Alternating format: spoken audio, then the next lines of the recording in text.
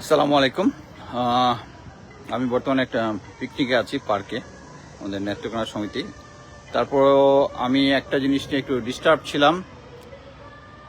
Further ইনফরমেশনের জন্য অনেক জায়গায় নক করতেছিলাম। আমি একটা অলরেডি পোস্ট দিয়েছি, দেখেছেন যে স্কোয়াড্রন লিডার হালিমুর রহমান সম্ভবত তার নাম, সে এডিসি টু প্রফেসর ইউনুস এবং এডিসি হওয়ার আগেও সে শেখ হাসিনা এডিসি ছিল। আমরা একটা জিনিস আমি যেটা বুঝি যে আওয়ামী লীগের আমলে যারা শেখ হাসিনার কাছাকাছি ছিল তারা সবাই কোনো না কোনোভাবে শেখ হাসিনার সাথে কানেক্টেড। সো এদেরকে বিশ্বাস করাটা একটা মানে খুব বাজে অবস্থা হবে এদেরকে বিশ্বাস যদি করে।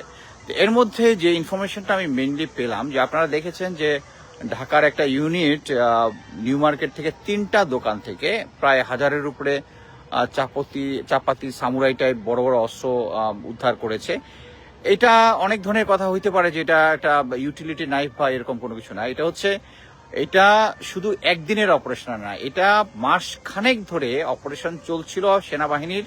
তারা যখন এই যে বিভিন্ন কিশোর গ্যাংদেরকে ধরছে, দেখা যাচ্ছে তাদের কাছে এই ধরনের চাপাতিগুলো ছিল, সামুরাই টাইপ চাপাতিগুলো ছিল, এবং তাদেরকে ধরছে, অ্যারেস্ট করছে, জেলে গেছে, জেল থেকে বেরোয় এসে আবার সেম জিনিস।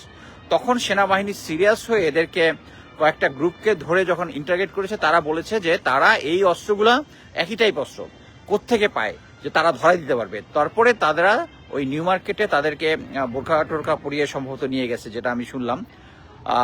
গিয়ে তারা পিন পয়েন্ট 3টা দোকানে হিট করেছে। 3টা দোকানের মধ্যে এই বিপুল পরিমাণ ছিল। তাদের কথা হচ্ছে এরা এই জিনিসগুলো অনলাইনেও তাদেরকে সাপ্লাই দিত এবং ওখানে যাওয়ার পরে এরা ভাড়া দিত।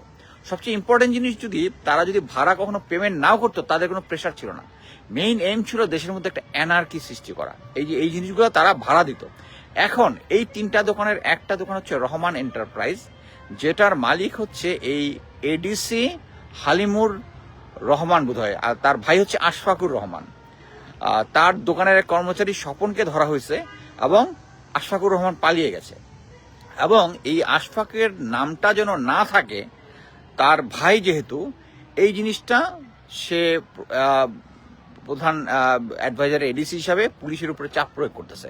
এখন পুলিশ বলে দিচ্ছে যে না, আমরা মিলিটারি এটা করছে, আমরা করতে পারবো না। বাট কথা হচ্ছে এইখানে এই জিনিসটাকে আমি এত সহজভাবে দেখতে যাচ্ছি না, যেহেতু তারা অনেকদিন ধরে কিশোর গ্যাংদেরকে এই জিনিসগুলো সাপ্লাই দিচ্ছে। আবার ভাড়া দিলে ভাড়ার ব্যাপারে কোনো কিছু না, তারা যদি ধরা পড়তেছে আবার এটা রিপ্লেস করে দিচ্ছে সেম জিনিস। তো এটার মধ্যে একটা ডিপ স্টোরি থাকতে পারে, এবং এটা যদি প্রফেসর ইউনুসের এডিসি এবং যে কিনা আবার শেখ হাসিনার এডিসি ছিল, এটা রীতিমতো ডেঞ্জারাস জিনিস। আমি বলবো এই মুহূর্তে যদিও আমরা বলি যে সেনাবাহিনীকে বিশ্বাস করবো না, কিন্তু সেনাবাহিনীর একটা অংশ, এবং আমি মনে করি জুনিয়র লেভেলটা দে আর ওয়ার্কিং ভেরি গুড। এই যে এই জিনিসটা ধরেছে, এটা কিন্তু অনেক দিনের অপারেশন, হঠাৎ করে বললেই হবে না যে এটা আতঙ্ক ছড়াচ্ছে, এটা কিচেন নাইফ বা এই ধরনের কোনো কিছু। এটা অনেক দিন ধরে অপারেশনের ফলে এই জিনিসটা বের হয়েছে। সো এখানে আমি মনে করি এডিসি যে প্রেশার ক্রিয়েট করতেছে তাকে ইমিডিয়েটলি সরানো উচিত, এবং গোয়েন্দাদের উচিত এটা ডিপ ইনসাইড দেখা, যে এদেরকে ভাড়া দিত আবার, এবং ভাড়ার ব্যাপারে তারা সিরিয়াস ছিল না। This is very important thing.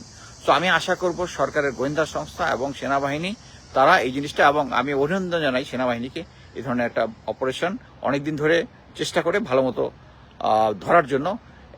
এর মাধ্যমেই অ্যাকচুয়ালি আতঙ্ক ছড়ানোর ব্যবস্থা করতেছিল, দেশের ভিতরে একটা এনার্কি সৃষ্টির চেষ্টা চলতেছিল।